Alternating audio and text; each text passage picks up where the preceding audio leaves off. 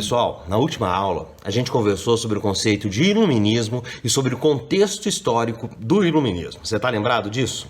Nessa aula, nós vamos tratar alguns dos principais pensadores iluministas. E entre eles, nós vamos conversar sobre o Voltaire, vamos conversar sobre o D'Alembert, sobre o Diderot, sobre o Montesquieu e sobre o Rousseau. Você está preparado para mais essa aventura na história do iluminismo?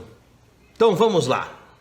Mas antes de falarmos dos pensadores iluministas, nós vamos recordar alguns outros pensadores que viveram séculos antes do século XVIII e que foram fundamentais e permitiram que as ideias da ciência e da razão pudessem ganhar espaço na Europa do século XVIII. É sobre isso que nós vamos falar agora, então fique ligado, tá? Vou falar de uma obra em especial, tá? Essa obra, ela deu início a um processo que passou a valorizar a ciência. Imagine só isso séculos atrás, a valorização da ciência. O nome da obra chama-se Sobre a Revolução das Esferas Celestes. O autor dessa obra, um cara chamado Nicolau Copérnico. Por meio de cálculos matemáticos, tá? Por meio de cálculos matemáticos, o Copérnico afirmava que a Terra era apenas mais um astro girando ao redor do Sol. Além disso, a sua teoria, a teoria do Copérnico, também defendia que o Sol era o centro desse universo. Então, surgia a concepção teórica do sistema heliocêntrico, do Sol no centro do universo. O modelo do Copérnico, ele contestava, então, a ideia de um mundo harmonioso e perfeito, criado por Deus para os homens. Foi apenas com Galileu Galilei que a teoria de Copérnico pôde ser demonstrada. Imagine então, Copérnico tinha as ideias, mas não conseguia prová-las. Mas foi com Galileu Galilei e o seu telescópio, que era utilizado para fins militares e foi aperfeiçoado por Galileu. Já existia o telescópio, mas o Galileu aperfeiçoou ele, e isso que a observação dos astros então se tornou possível. Uma outra contribuição que antecedeu os iluministas foi a de Johannes Kepler, tá? Que defendia que a ideia do universo é que o universo era regido por leis matemáticas. Vejam só, então cálculos matemáticos, a própria lei matemática organizando o universo, tá? Segundo o pensamento do Kepler, então, a natureza funcionaria de modo geométrico, de maneira geométrica, como as engrenagens de um mecanismo no relógio. Influenciado pela Revolução Científica, veio um cara chamado René Descartes. Esse rompeu definitivamente com as ideias tradicionais. Descartes acreditava que o conhecimento racional havia sido deturpado pela tradição. Isto é, vamos traduzir isso, que todo conhecimento externo, conhecimento dado como verdadeiro, ele era falso. A única verdade objetiva para o Descartes era o pensamento humano. E a partir dessa evidência de que tudo é incerto e duvidoso e que apenas o pensamento existe, o Descartes chegou à conclusão da sua própria existência. Desse raciocínio, então, resultou uma célebre e conhecida expressão filosófica: penso, logo existo. Outros pensadores vão contribuir também, juntamente com o racionalismo, para a formação do pensamento moderno. Vamos conhecer dois deles, os ingleses Francis Bacon e John Locke. O conjunto de ideias defendido por Bacon tem como similaridade o pensamento do Descartes. Segundo Bacon, o conhecimento verdadeiro só seria alcançado com a utilização de um método que evitasse erros. O homem, então, somente sem preconceitos e sem ideias pré-estabelecidas, alcançaria o verdadeiro saber. Para isso, a experiência era um passo fundamental. Com um método de pesquisa experimental da experiência, Bacon garantia ser possível coletar informações, ou seja, por meio da observação. A análise das informações obtidas empiricamente, com base na experiência, permitiria então a formulação de hipóteses gerais, de explicações mais amplas, e por meio de experiências, as hipóteses deveriam, portanto, serem comprovadas. Esse processo, utilizado para alcançar o verdadeiro saber, consistia num método indutivo de investigação científica de Francis Bacon. Já, por sua vez, John Locke, apesar de influenciado pelas ideias do pensamento cartesiano de René Descartes, ele negou que o homem possuísse ideias inatas, ideias que já nascem com o próprio indivíduo. Para ele, para o John Locke, o conhecimento humano deriva da experiência externa e da reflexão. John Locke afirmava que a mente humana seria uma tábula rasa, isto é, uma folha de papel em branco na qual o conhecimento precisaria ser escrito. Para alcançar as ideias ou escrever nessa folha em branco, que é a tábula rasa, John Locke defendia o exercício da experiência. Tá? Esse exercício da experiência para o John Locke é fundamental. E para ele, então, essa experiência tinha que ser sensorial, tinha que ser uma experiência reflexiva. Então, pelos sentidos e pela reflexão, poderia-se alcançar o conhecimento. Vou dar um exemplo, tá? Um ovo. Pega um ovo, por exemplo, tá? Esse ovo, ele tem forma, ele tem cor, ele tem tamanho próprio que podemos perceber por meio dos sentidos, quando pegamos, quando tocamos o objeto. Ao combinarmos essas qualidades primárias do ovo, podemos perceber outras qualidades, como o gosto, como o cheiro. Essas outras qualidades só seriam percebidas com a reflexão, com o exercício de nossas mentes. Voltemos agora, então, ao século das luzes. Vamos pensar um pouco mais sobre o século das luzes.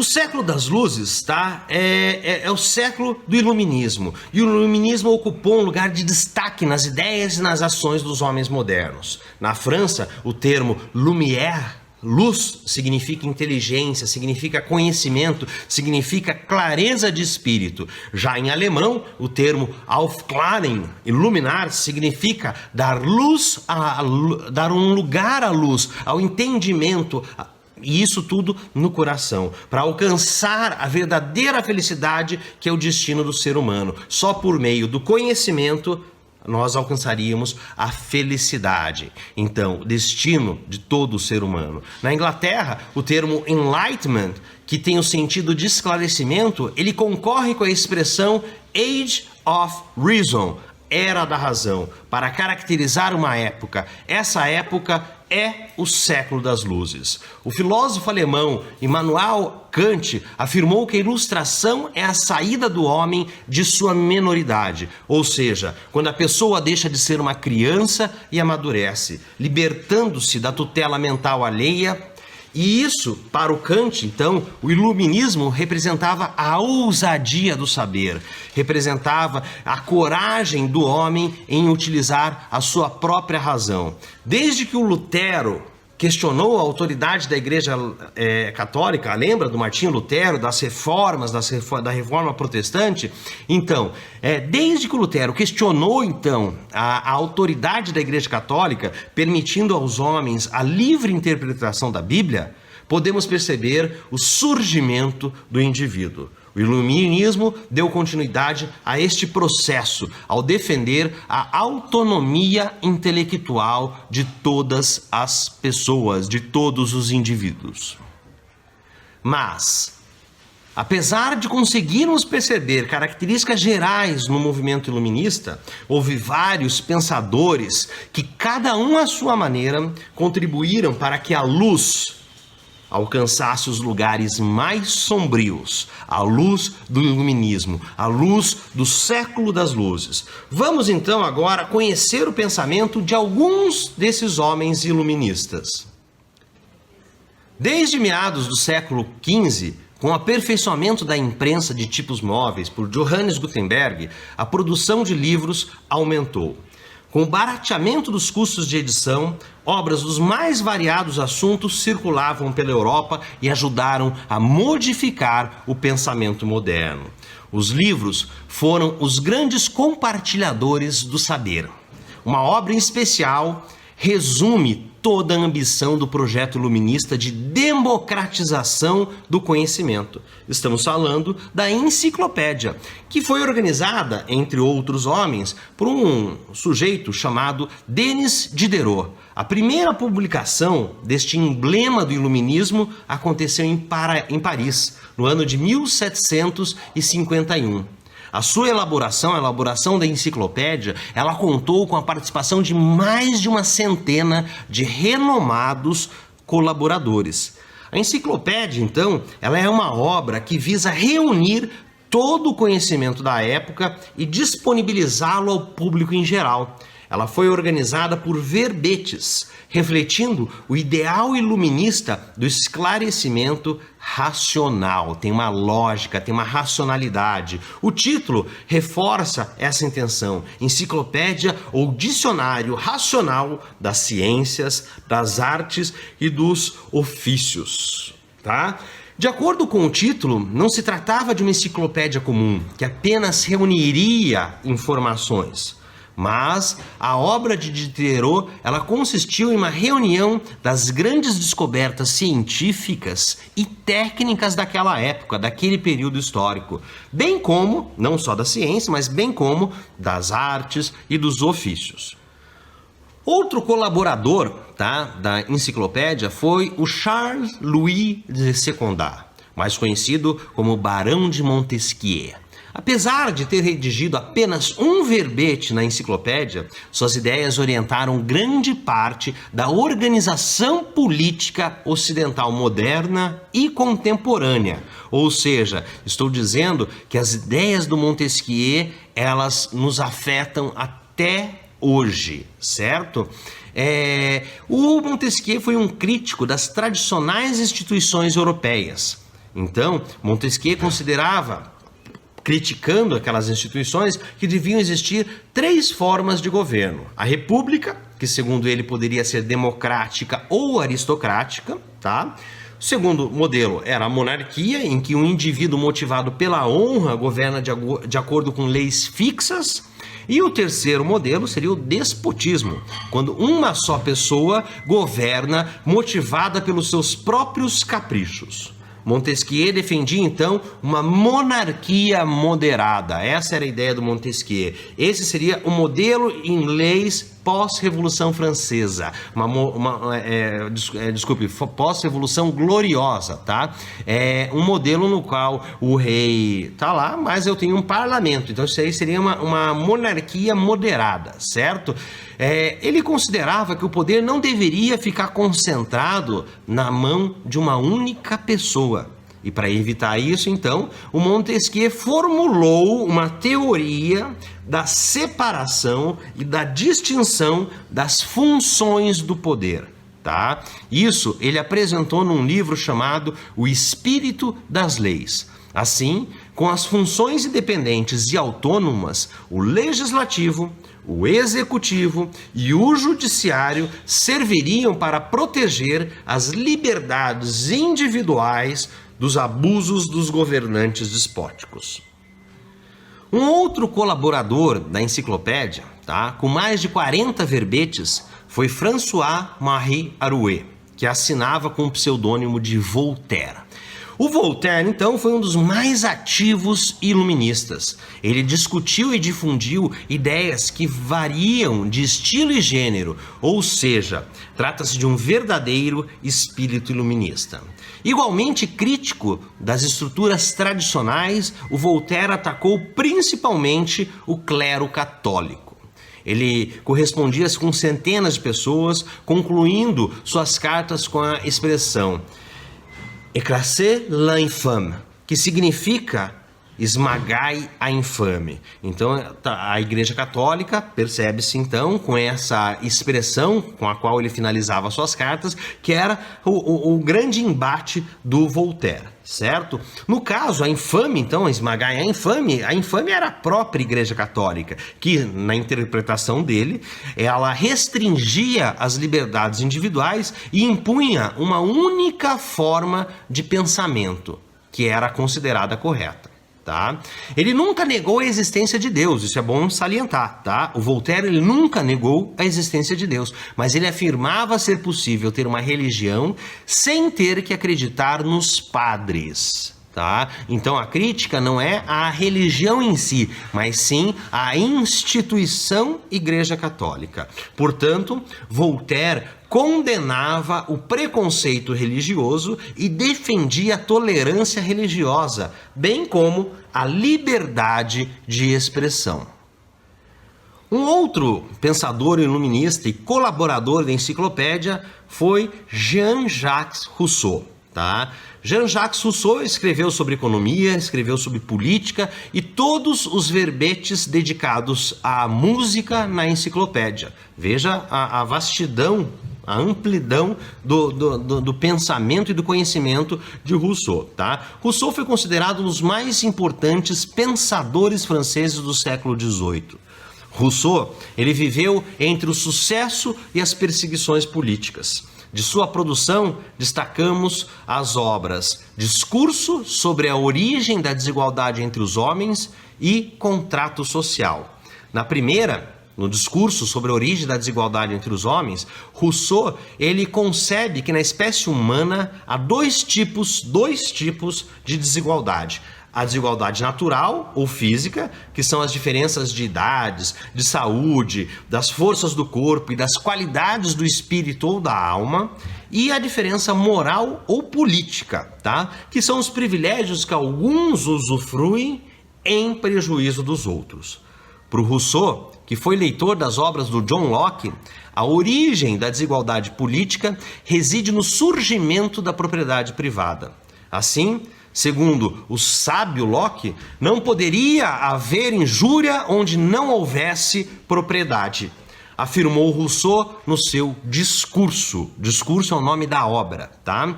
Na obra Contrato Social, o Rousseau, ele defende a ideia segundo a qual o homem nasce bom, mas é a sociedade que o corrompe. Sua proposta, então, a proposta do Rousseau para acabar com os males da vida em sociedade seria a elaboração de um acordo entre todos os homens, para que a segurança e o bem-estar coletivo prevalecessem. Seria esse acordo, o contrato social. Dessa maneira, as vontades particulares e individuais não poderiam afetar os interesses da comunidade, não poderiam afetar o bem comum.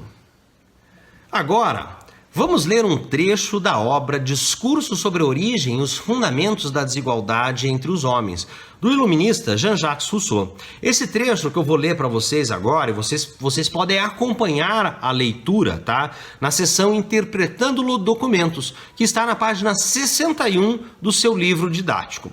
Preparado? Já abriu o livro aí na página 61? Volume 5 de História? Então vamos lá, acompanhe comigo a leitura. Eu vou ler, você pode acompanhar aí, certo? Vamos lá.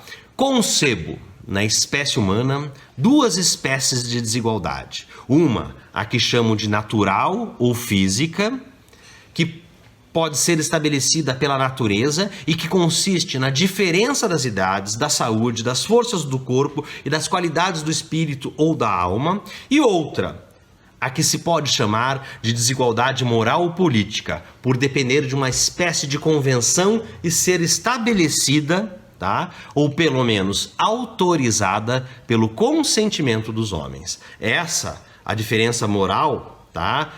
Ou política, ela consiste nos diferentes privilégios que alguns usufruem em prejuízo dos outros, como serem mais ricos, mais reverenciados e mais poderosos do que eles, ou mesmo em se fazerem obedecer por eles. A ambição devoradora, a gana de aumentar sua fortuna relativa, menos por verdadeira necessidade do que para ficar acima dos outros, inspiram a todos os homens uma nefanda inclinação para se prejudicarem mutuamente. Uma inveja secreta tanto mais perigosa quanto, para aplicar seu golpe com maior segurança, frequentemente assume a máscara da benevolência. Em suma, concorrência e rivalidade de um lado, oposição de interesses do outro e sempre o desejo oculto de tirar proveito à custa de outrem. Todos esses males constituem o primeiro efeito da propriedade e o cortejo inseparável da desigualdade nascente. Agora, vamos realizar as atividades dessa sessão. Primeiro, o item A, tá? Vamos ver o item A. De acordo com o texto em que consiste o segundo tipo... Agora, vamos realizar as atividades dessa sessão, tá? Primeiro, o item A. De acordo com o texto, em que consiste o segundo tipo de desigualdade enunciado por Rousseau? Pensou na resposta?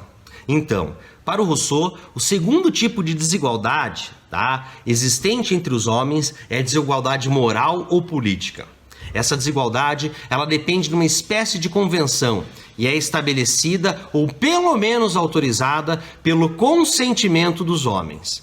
Tal desigualdade consiste em diferentes privilégios que alguns usufruem em prejuízo dos outros, como a riqueza, a reverência e o poder. E para finalizar a atividade, vamos fazer o item B, tá? No item B, segundo Rousseau, qual é a origem da desigualdade política? Qual é a origem da desigualdade política para Rousseau?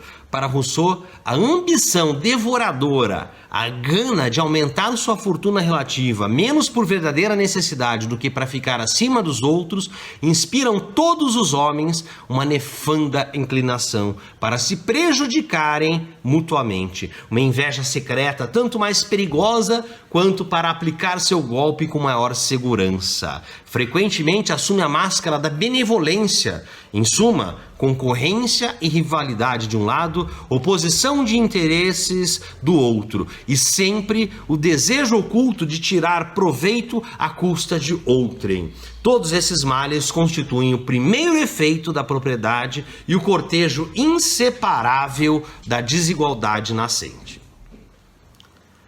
Antes de finalizarmos mais essa aula, tá? Eu vou pedir para que vocês, no livro de atividades, tá? Busquem resolver as questões que estão nas páginas 29, 30, 31 e 33, tá? Eu gostaria de trabalhar essas questões com vocês na nossa revisão que vai estar no ar no meio da semana, tá? São as questões 2, a questão 4, a questão 6 e a questão 10, tá? Então, repetindo, nas páginas 29, 30, 31 e 33, apenas as questões 2, 4, 6 e 10, ok? A gente se vê no meio da semana resolvendo isso daí. Então, agora que você já estudou o processo de mudanças do século XVIII, pode refletir a respeito do iluminismo, tá? Vou lançar um questionamento para você. Teria sido o século das luzes uma época esclarecida?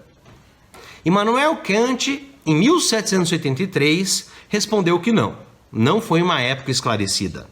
Porém, segundo ele mesmo, teria sido, sem dúvidas, uma época de esclarecimento.